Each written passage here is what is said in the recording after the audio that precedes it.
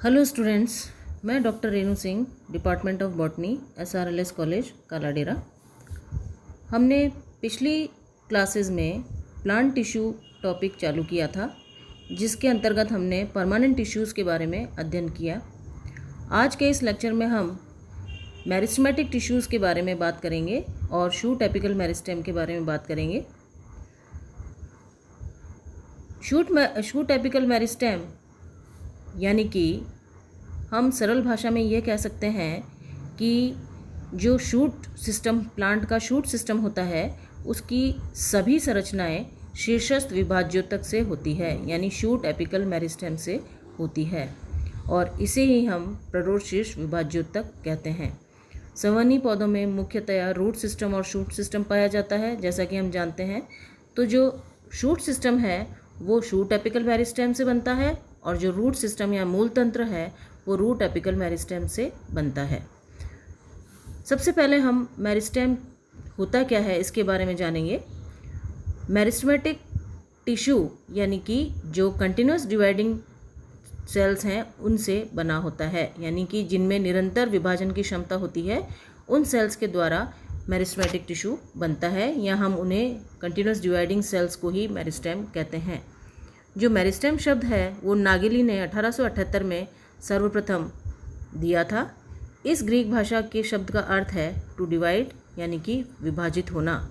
अतः हम कह सकते हैं कि विशेष प्रकार की कोशिकाओं का वह समूह जिसमें सक्रिय रूप से विभाजन एवं पुनर्विभाजन होने की क्षमता होती है और जो पौधे की वृद्धि में महत्वपूर्ण योगदान देते हैं, उसे हम मेरिस्टेम कहते हैं।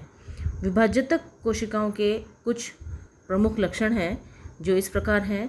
ये विभिन्न प्रकार की आकृतियों में पाए जाते हैं।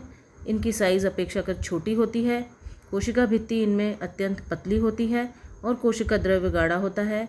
केंद्रक इनका बड़ा एवं सुस्पष्ट होता है और इनमें प्रकाश संश्लेषण नहीं होता, यानी कि इन सेल्स के द्वारा प्रकाश संश्लेषण की क्रिया नहीं की जाती। अब हम बात करेंगे इन मेरिस्टेम्स के वर्गीकरण की, यानी कि मेरिस्टेम्स या विभाज्योतक के क्लासिफिकेशन की। तो मेरिस्टेमेटिक सेल्स के प्रमुख लक्षणों के आधार पर इनके विभिन्न प्रकार के वर्गीकरण प्रस्तुत किए गए हैं, जिनमें से प्रमुख वर्गीकरण इस प्रकार हैं। पहला, उत्पत्ति के आधार पर वर्गीकरण। उत्पत्ति के आधार पर इन मेरिस्टेम्स को हम 3 श्रेणियों में बांट सकते हैं। पहला है प्रो मेरिस्टेम या प्राक विभाज्योतक। ये पादप शरीर में बनने वाली सबसे पहली भ्रूणीय अवस्था में विकसित विभाज्योतक कोशिकाएं होती हैं, यानी कि जो सबसे पहले सर्वप्रथम बनने वाली विभाज्योतक कोशिकाएं हैं वो प्रो मेरिस्टेम कहलाती हैं। ये पादप भ्रूण के मूलांकर तथा प्रांकुर के विकास के समय निर्मित होती हैं। इन कोशिकाओं को भ्रूणीय विभाज्योतक या आद्यक कोशिकाएं या सत्य विभाज्योतक भी कहते हैं। आद्यक मीन्स प्रिमोर्डियल सेल्स, यानी प्रिमोर्डियल सेल्स मीन्स जो सर्वप्रथम बनती हैं वो आद्यक कोशिकाएं कहलाती हैं। तो इन कोशिकाओं को हम भ्रूणीय विभाज्योतक या आद्यक कोशिकाएं भी कह सकते हैं। जो उत्पत्ति के आधार पर दूसरा श्रेणी दी गई है मेरिस्टेम की, वो है प्राइमरी मेरिस्टेम या प्राथमिक मेरिस्टेम। ये कोशिकाएं पौधों की प्रारंभिक या शिशु अवस्था से ही पादप शरीर में विकसित हो जाती हैं तथा इनकी सक्रियता से प्राथमिक स्थायी उत्तक जैसे कि बाह्य त्वचा, प्राइमरी जाइलम, प्राइमरी फ्लोएम बनते हैं। तीसरा प्रकार जो है उत्पत्ति के आधार पर वो दिया गया है सेकेंडरी मेरिस्टेम। सेकेंडरी मेरिस्टेम यानी कि इस श्रेणी के जो मेरिस्टेम्स हैं वो सेल्स प्रारंभ में पौधे के स्थायी उत्तक का भाग होती हैं, परंतु पौधे की आयु बढ़ने के साथ साथ ही ये विभाज्योतक प्रकृति धारण करके सक्रिय रूप से विभाजित एवं पुनर्विभाजित होने लगती है।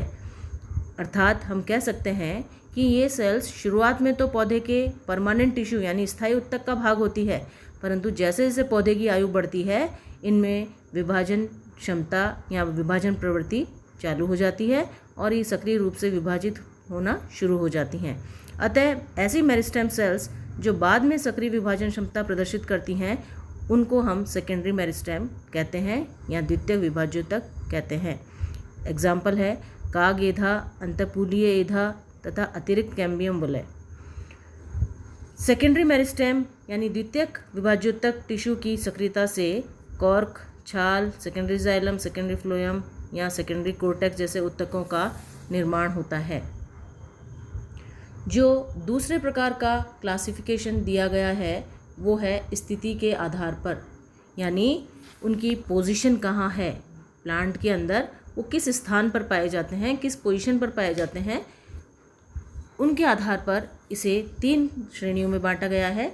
सर्वप्रथम है एपिकल मेरिस्टेम। एपिकल मीन्स जो कि अग्रस्त सिरे पर पाई जाए, यानी एपेक्स पर पाई जाए, वो विभाज्योतक एपिकल मेरिस्टेम कहलाते हैं। यह विभाज्योतक कोशिकाएं तने, शाखाओं एवं जड़ों के अंतस्थ सिरों पर पाई जाती है। इनकी सक्रियता से पादप अंगों की लंबाई में वृद्धि होती है।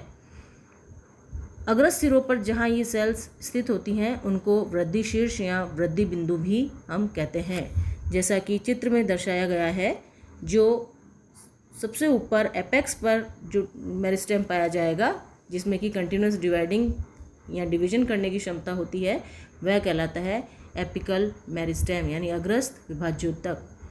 और इसे वृद्धि बिंदु यानी इससे तने का या पादप अंग का भी निरंतर विकास होता है, इसलिए निरंतर ग्रोथ होती है। इसलिए एपिकल मेरिस्टेम का रोल पादप की लंबाई बढ़ाने में भी होता है। जो दूसरे प्रकार का मेरिस्टेम है वो है इंटरकैलरी मेरिस्टेम, यानी जो कि मध्य भागों में या अंतःसिरों से अपेक्षाकृत कुछ दूरी पर पाए जाए, वह कहलाता है इंटरकैलरी मेरिस्टेम। इस प्रकार के मेरिस्टेमेटिक सेल्स पादप शरीर के मध्यस्थ भागों या अंतस्थ सिरों से अपेक्षाकृत कुछ दूर होते हैं और इसके कारण तने के पर्व की लंबाई में वृद्धि होती है और इस प्रकार के मेरिस्टेम घासों के पर्णाधार में पाए जाते हैं। चित्र में दर्शाया गया है जो कि एपिकल मेरिस्टेम के ठीक नीचे मध्यस्थ भाग में इंटरकैलरी मेरिस्टेम की उपस्थिति दर्शाई गई है। तीसरे प्रकार का जो विभाज्योतक है वह है लेटरल मेरिस्टेम यानी पार्श्व विभाज्योतक। ये विभाज्योतक कोशिकाएं पौधे की पार्श्वीय स्थिति में पाई जाती हैं। इनकी सक्रियता से पौधे के आयतन व मोटाई, विशेषकर तने के घेरे में बढ़ोतरी होती है। ये केवल परिणतिक रूप से विभाजित होती हैं। चूँकि ये मोटाई में वृद्धि करती हैं, अतः यह द्वितीयक वृद्धि का कार्य भी करते हैं। अगला जो वर्गीकरण है वो कोशिका विभाजन तल के आधार पर दिया गया है, यानी कि इनमें कौन से तल में इन जो सेल्स हैं, कंटिन्यूस डिवाइडिंग सेल्स हैं, इसमें कौन से तल में या कौन से प्लेन में विभाजन हो रहा है, उसके आधार पर यह क्लासिफिकेशन दिया गया है। अन्य सेल्स की तरह ये भी विभिन्न तलों में जैसे अनुप्रस्थ, लंबवत, त्रियक, परिणतिक तथा अपनतिक रूप से विभाजित होते हैं।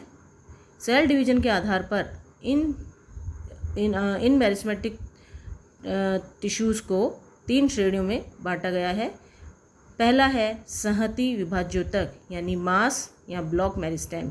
इस प्रकार की सेल्स प्राय सभी तलों में या विविध प्रकार से विभाजित हो सकती है, यानी कि ये किसी भी तल में अनुप्रस्थ, लंबवत, त्रियक या परिणतिक किसी भी प्लेन में इन सेल्स में विभाजन हो सकता है और इनकी सक्रियता के कारण पादप अंगों के आयतन में वृद्धि होती है। विभिन्न बहुकोश की संरचनाएं जैसे एंडोस्पर्म तथा पित्त इनकी कार्यशीलता के कारण बनते हैं। जो दूसरी प्रकार का मेरिस्टेम है, यानी विभाजन तल के आधार पर जो दूसरे प्रकार का मेरिस्टेम दिया गया है, उसका नाम है पट्टिका विभाज्योतक या प्लेट मेरिस्टेम। इस प्रकार की सेल्स अपनतिक रूप से 2 तलों में विभाजित होती है तथा पट्टिका जैसी संरचना बनाती है, यानी इनमें केवल अपनतिक विभाजन ही हो सकते हैं और इससे एपिडर्मिस यानी बाह्य त्वचा तथा लेमिना, जो लीफ का लेमिना होता है, जो कि लीफ का पत्ती का सरफेस, उसे लेमिना कहते हैं, जैसी चपटी संरचनाओं का निर्माण होता है। जो तीसरे प्रकार का विभाज्योतक है वो है रिब और फाइल मेरिस्टेम, जिसे हम शिरा विभाज्योतक कहते हैं। ये सेल्स अपनतिक रूप से केवल एक ही तल में अर्थात अनुप्रस्थ या लंबवत रूप से ही विभाजित हो सकती हैं। परिणाम स्वरूप कोशिकाओं की एक पंक्ति बनती है। फिलामेंटस शैवाल यानी तंतुल शैवाल जो होते हैं, जिनमें कि एक पंक्ति तंतु का निर्माण होता है, यानी जिनका सिंगल फिलामेंट होता है जिस शैवाल का, उसमें इस तरह की मेरिस्टेम, पौधों में जड़ व तने के कॉर्टेक्स तथा कभी कभी मज्जा इन कोशिकाओं के द्वारा ही बनती हैं। जो चौथा और अंतिम वर्गीकरण है मेरिस्टेम का, वो दिया गया है कार्य के आधार पर, यानी जो कार्य ये मेरिस्टेम करते हैं उनके आधार पर मेरिस्टेम का वर्गीकरण दिया गया है। इसके अंतर्गत इसे 3 श्रेणियों में बांटा गया है। पहला है प्रोटोडर्म यानी प्राक त्वचा। इस प्रकार की विभाज्योतक अग्रज विभाज्योतक की सबसे बाहरी एक कोशिकीय मोटाई की परत होती है तथा अपनतिक विभाजनों के द्वारा यह बाह्य त्वचा या त्वचीय उत्तक तंत्र बनाता है। जैसा कि शब्द से प्रतीत हो रहा है, प्रोटोडर्म, डर्म मीन्स जो कि डर्मल टिश्यू सिस्टम बनाता है, यानी त्वचीय उत्तक तंत्र का निर्माण इस मेरिस्टेम से होता है, जिसे हम प्रोटोडर्म कहते हैं। दूसरा है प्रोकैम्बियम या प्राक एधा। प्राक एधा यानी कि यह विभाज्योतक कोशिकाएं सुदीर्घित, सक्रिय एवं लंबी होती हैं, जो कि संवहन उत्तक तंत्र की प्रारंभिक या आद्यक कोशिकाओं का निर्माण करती है। यह विभाज्योतक वृद्धिकारी शीर्ष पर प्राक त्वचा तथा भरण उत्तक के बीच में स्थित होता है और इनकी सक्रियता से कैम्बियम का निर्माण होता है, जो कि अपने आप में एक महत्वपूर्ण एवं सक्रिय विभाज्योतक है। जो तीसरे प्रकार का मेरिस्टेम है, जो कि कार्य के आधार पर दिया गया है, वो है ग्राउंड मेरिस्टेम यानी कि भरण विभाज्योतक। भरण विभाज्योतक यानी कि जो भरण उत्तक तंत्र बनाए। ये विभाज्योतक कोशिकाएं पादप शरीर के बड़े क्षेत्रों जैसे एंडोडर्मिस, कोर्टेक्स एवं पित्त का निर्माण करती हैं, जो कि ग्राउंड टिश्यू है तथा तने के शीर्ष सिरे पर केंद्रीय भाग में भी अवस्थित होती हैं और इनकी आकृति बहुकोणीय या समव्यासी होती हैं तथा इनकी कोशिका भित्ति पतली व कोमल प्रकार की होती हैं। ये था सारा विभिन्न प्रकार के वर्गीकरण जो कि मेरिस्टेम टिश्यू के बारे में दिए गए हैं। अगले लेक्चर में हम शूट एपिकल मेरिस्टेम की विभिन्न थ्योरीज़ के बारे में अध्ययन करेंगे, यानी शूट एपिकल मेरिस्टेम ऑर्गेनाइजेशन की विभिन्न थ्योरीज़ दी गई हैं, उसका अध्ययन हम अगले लेक्चर में करेंगे। Thank you.